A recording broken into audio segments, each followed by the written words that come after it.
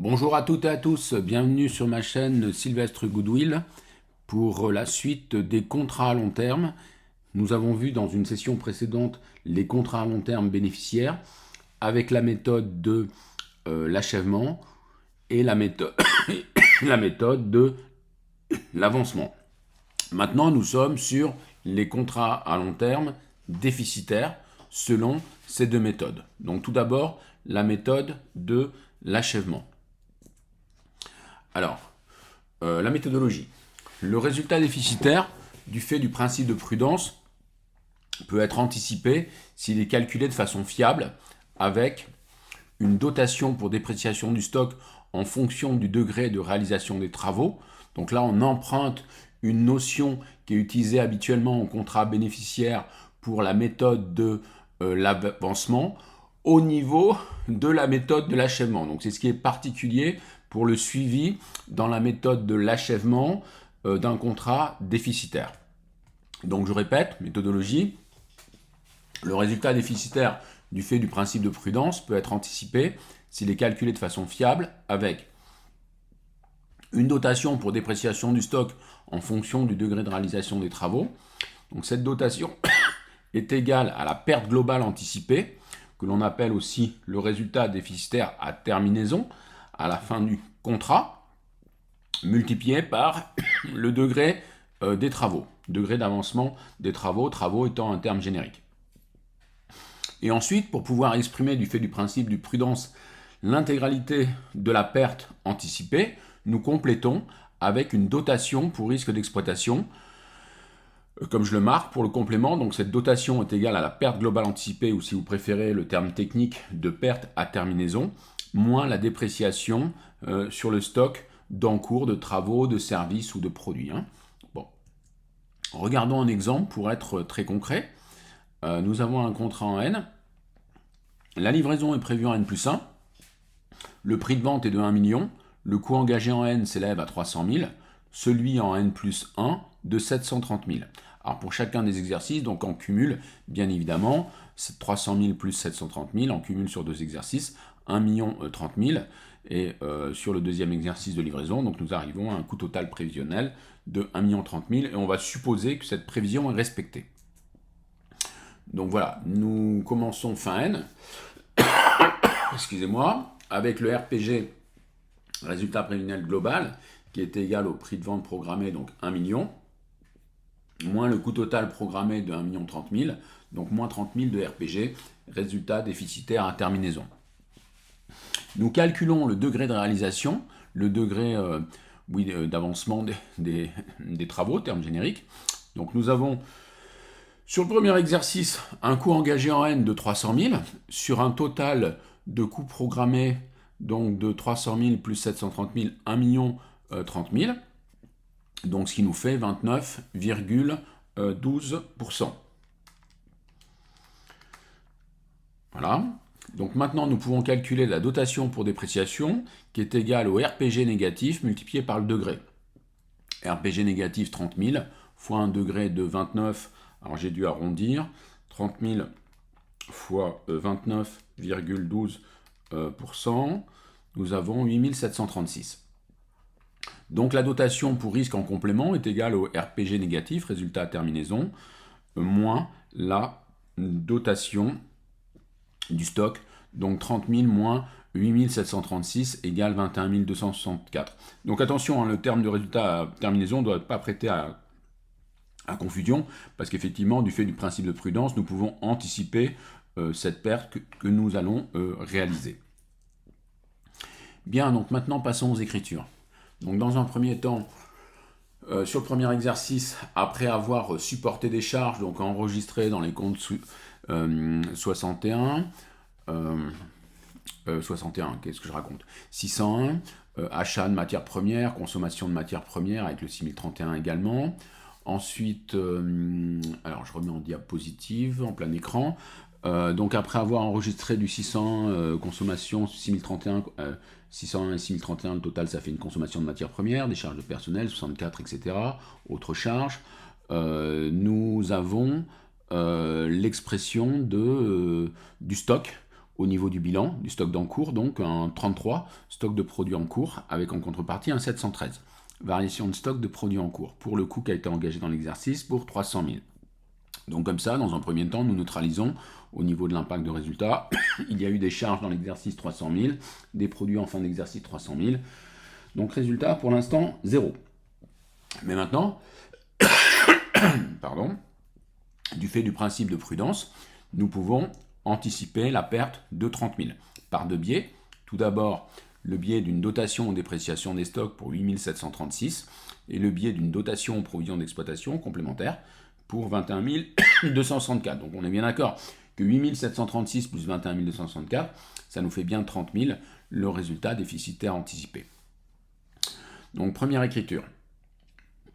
68 173, dotation de dépréciation sur stock 8 736, avec en contrepartie diminution de la valeur de l'actif avec un 39, le 9 en deuxième position, qui indique que le compte d'actifs 3, il diminue. C'est la deuxième colonne déductive d'actifs, donc 39-31, dépréciation du stock de produits en cours pour 8 736. Donc là, on constate une perte latente sur stock en considérant le degré d'encours. Et ensuite, en complément, enfin c'est un gros complément, 68-15, dotation provision d'exploitation, 15 provisions pour risques et charges, plus spécifiquement 15-16, provision pour perte sur contrat, 21 264. Donc ça, c'est le constat du complément de perte anticipée. Bon. Donc maintenant, nous allons regarder l'impact sur le résultat de l'exercice N. Alors, sur l'exercice N, nous avons engagé des charges ou engagé dans l'exercice 300 000. Il y a eu aussi des produits de la même valeur dans un premier temps. Enfin, premier temps, au cours de l'exercice 300 000 de coûts, fin de l'exercice, la variation de stock de produits en cours, encore dite production stockée, mais ça veut dire en réalité variation, production stockée de l'encours. Bon. Donc là, ça se neutralise. 300 000 de chaque côté. Donc résultat, 0 pour l'instant. Maintenant, les dotations pour dépréciation du stock d'encours de produits, dotations pour les exploitations, 8 736 et 21 264, donc 30 000 de pertes anticipées.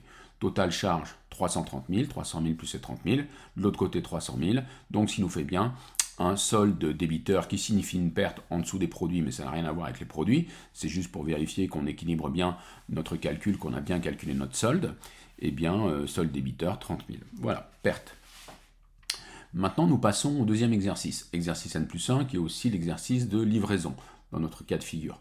Donc, nous allons annuler le stock parce que le stock, il est vendu. Et en plus, il a subi un avancement. Il a bénéficié d'un avancement, d'une progression, je veux dire, dans cette méthode, alors je ne joue pas sur les mots, dans cette méthode de l'achèvement. Donc nous avons le 713 variation de stock, cette valeur de production, cette valeur de produit a été justement produite dans l'exercice précédent, donc on la met en négatif sur l'exercice de livraison N+1, puisque l'exercice de livraison va avoir toute la valeur de produit, y compris la marge bénéficiaire. La marge, s'il y avait marge bénéficiaire, là c'est une marge déficitaire, pardon. Mais voilà, vous vous souvenez du principe des sessions précédentes, des vidéos précédentes. Bon. De la vidéo précédente sur le contrat à long terme bénéficiaire, sauf que là on est en déficitaire, donc ce sera une marge négative. Bon, donc oui. Difficile des fois à parler dans le langage courant de marge négative, mais on peut techniquement dire que c'est une marge négative, donc c'est une perte. Bon. Alors là, nous avons le 713, le stock, il n'existe plus puisque nous vendons le bien, donc nous sortons le stock pour 300 000, c'était la valeur précédemment constatée. Cela avait généré un produit, mais le produit concernait l'exercice précédent, donc ici je débite, d'autant plus que vous voyez ici, dans l'écriture suivante, vente de produits finis pour l'intégralité de ce qui a été généré en coût, plus la marge, mais déficitaire, donc moins la marge qui correspond au déficit, du coup, puisqu'on vend à 1 million alors que ça nous a coûté 1 30 000, donc on a bien une marge de moins 30 000. Bon, bref. Donc là, j'annule, si vous voulez commencer par la vente, ce sera plus simple pour votre compréhension. Vous mettez la vente 1 million, la TVA collectée 200 000, et vous encaissez. Voilà, on va quand même encaisser, ça fait 2 ans qu'on attend d'encaisser, j'ai pas mis de système d'acompte pour simplifier dans cet exercice.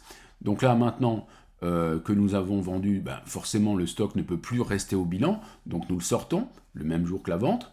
Donc là, 300 000 de stock qui est sorti, et donc on voit que ce qui est généré en produit, c'est 1 million moins excusez-moi, je reviens sur le slide. Donc je reviens sur le slide. Donc là j'ai dit nous faisons la vente. 1 million, TVA collectée de 100 000. En face, donc la banque, on encaisse. La valeur qui a été générée en produit, les 1 million, ça c'est le cumul depuis le début du contrat, moins ce qui a été généré sur l'exercice précédent, là les 300 000. Donc on a 700 000 de produits nets générés sur l'exercice N+1 de livraison. Ensuite, on va annuler la dépréciation et la provision pour perte sur contrat, dans la mesure où elles deviennent sans objet, elles avaient été anticipées. Donc, je reviens. Donc, dépréciation sur stock d'encours, le compte 3931 est débité, le compte 7873 de reprise est crédité pour 8736, vous vous souvenez des valeurs. Donc reprise de la dépréciation devenue sans objet, et puis nous reprenons la provision devenue sans objet, donc le 15-16, provision pour perte sur contrat, et 78-15, reprise sur provision pour les exploitations, pour 21 264. Voilà. Donc regardons ce que ça nous donne en synthèse au niveau du compte de résultat de N+1. Donc nous avons le coût qui a été engagé dans l'exercice, comme le cumul est de 1 30 000, moins les 300 000 de coûts engagés dans l'exercice précédent, donc le coût engagé sur l'exercice c'est 730 000. Au niveau des produits, totalité de produits depuis le départ 1 million, mais il y a les produits qui étaient imputés et qui ont à l'exercice précédent 300 000, donc 1 million moins la variation de produits en cours de l'exercice précédent, donc nous avons 700 000 d'imputation de produits sur N+1, donc 700 000 à ce niveau-là. De l'autre côté, nous avons 730 000 de coûts engagés, donc ce qui nous fait moins 30 000, la perte est effectivement programmée. Sauf que cette perte, elle a été anticipée sur l'exercice N, puisque nous avons vu que sur l'exercice N, le résultat, en faisant un extrait de compte de résultat, le résultat net est déficitaire pour 30 000. Donc, comme la perte a été anticipée, eh bien, nous annulons logiquement les reprises, les dépréciations et provisions devenues sans objet. Donc reprise sur dépréciation, ici, 8736, 21 264. Donc vous voyez que ça nous fait en produit net 700 000 ici, je répète, 1 million moins 300 000, coût engagé dans l'exercice de livraison 730 000, donc on est à moins 30 000, mais comme il y a la reprise sur dépréciation et reprise sur provision du même montant, 8736, 21 264, donc plus 30 000, moins 30 000, plus 30 000, ça fait 0. Donc le résultat sur l'exercice de livraison est égal à 0, ce qui est logique. Ce que je mets à la fin en indiquant CQFD, ce qu'il fallait démontrer, car le RG réel, résultat global réel, est égal au résultat de N plus le résultat de N+1. Le résultat de N, c'est égal à moins 30 000, ce qu'on avait anticipé du fait du principe de prudence, et le résultat de N+1 est à 0, donc on a bien moins 30 000, ce qu'on attendait et ce qui a été réalisé sur ce contrat déficitaire. Voilà, j'espère que cette vidéo vous a plu, j'essaye de revenir en grande forme et de moins tousser, promis. Et puis je vous dis à très bientôt sur une prochaine vidéo, portez-vous tous bien, goodwill à toutes et à tous, bye bye, à bientôt, merci.